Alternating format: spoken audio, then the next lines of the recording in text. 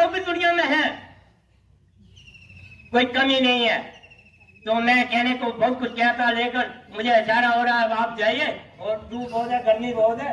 अभी chief agriculture साहब जहाँ पे आए हैं, हमने कई बार बोल चुका सर, जब इनका सीड आता है ना, पिछली बार भी हमारी चीफ साहब से झगड़ा हुआ था, डायरेक्टर साहब से हुआ था। अब हमने दान लगाया, कोई लंबा कोई छोटा पौधा, तो जब हम पूछते हैं ये हमारे फसल के ऊपर निर्भर होता है कि ये जो सीड है एक तो टाइम का आ जाना चाहिए।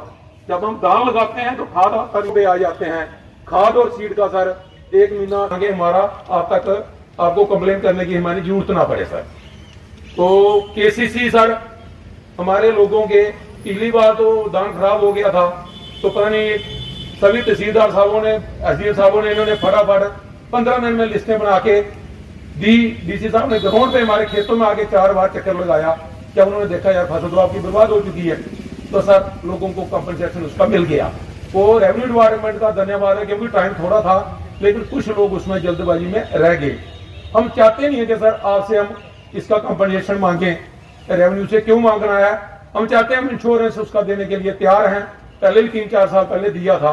अगर इंश्योरेंस हमारा हो जाएगा तो हम उस डिपार्टमेंट की जान खाएंगे कि हमारी फसल बर्बाद होगी, वे हमको इंश्योरेंस उसका दीजिए। इस वक्त गर्मी का मौसम है, हमें 2 हैंडपंप चाहिए,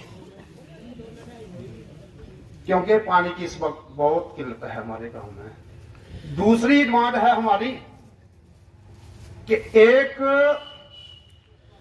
29 मार्च को गंगा पैलेस में उधर वार्ड नंबर 9 की महिला का एक्सीडेंट हुआ था,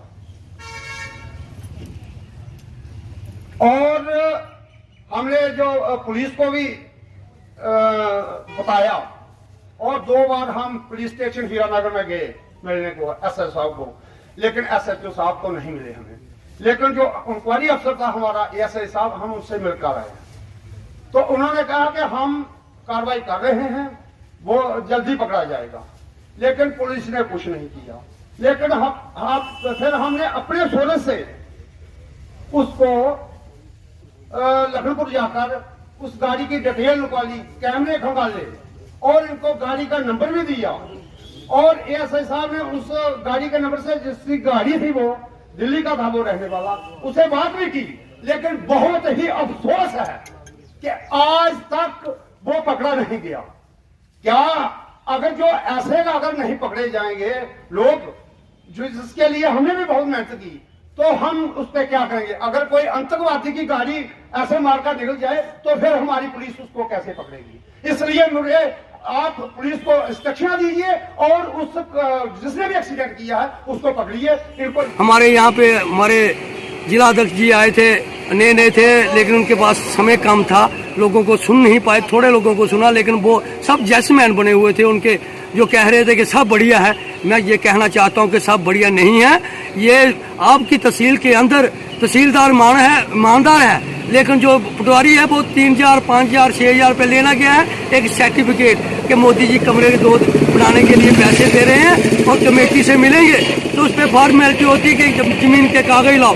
6 महीने उसको लगे गरीब को, और जब मैंने तहसीलदार को बोला कि इसको 6 महीने हो गया आते जाते, बताइए इसका कसूर क्या है, तो उसने जब पटवारी को फोन किया तो शाम को पता चला तो उसका काम हो गया, लेकिन उस गरीब से 2,500 रुपया लिया गया। तो मैं सो ना सका उस रात को कि देखिए, मैंने तहसीलदार साहब कहते हैं बहुत ईमानदार हैं, लेकिन जो पटवारी है तो वो 2,500 रुपया ले रहा है, और 6 महीने के बाद उसका काम कर रहा है। अगर वो रोज 6 महीने की दिहाड़ी लगाता तो शायद 2.25 लाख रुपया उसका बन जाता, और वो हीरानगर से था।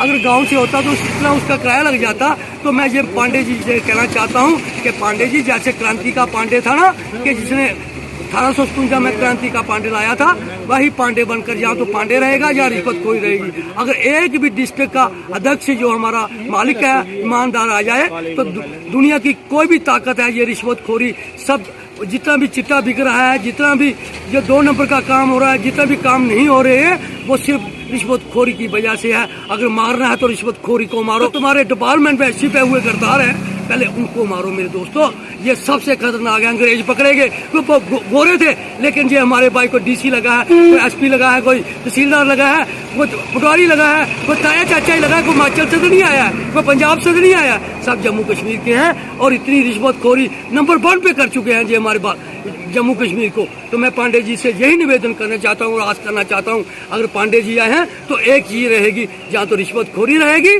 तो जहाँ पांडे जी रहेंगे। जी पहली बार जैसे हमारे नए डीसी राहुल पांडे जी, उनका आगमन हुआ है हीरानगर में। पहले तो हम सभी उनका अभिनंदन करते हैं कि इन्होंने जो पहला ब्लॉक दिवस हुआ उनका कठुआ आने पे, वो हीरानगर में हुआ है। और हीरानगर के लोगों ने, सरपंचों ने, जितने रिप्रेजेंटेटिव हैं हमारे समाज के, पंचायतों के, उन्होंने अपनी बात को काफ़ी अच्छे से रखा।